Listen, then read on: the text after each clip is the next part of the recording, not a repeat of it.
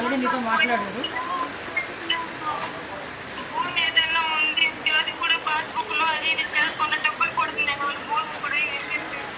లేదమ్మా, ఒకసారి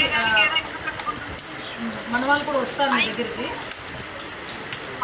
పెన్షన్ విషయంలో కూడా ఏదో ప్రాబ్లం వచ్చిందని చెప్పారంటే కదా శ్రీకాంత్ గారితో.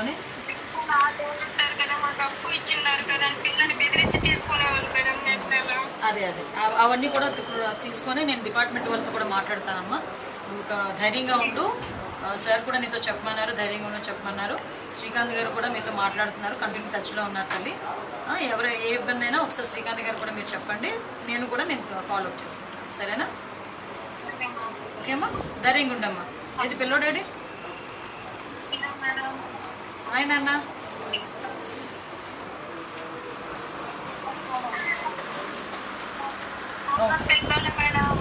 ఏం లేదులే అమ్మా, కంగారు పడుతున్నాడు. ఓకేనా?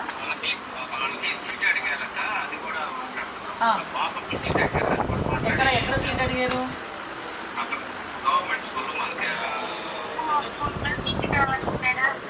అలాగేనమ్మా, తప్పకుండా చేస్తాను, తప్పకుండా చేద్దామమ్మా. ఆల్రెడీ శ్రీకాంత్ గారు మాట్లాడారు, ఎమ్మెల్సీ గారు, తను చూసుకుంటారు. ఓకేనా? ధైర్యం ఉండండి అమ్మా, ధైర్యం ఉండండి. Okay, thank you. నమస్తే.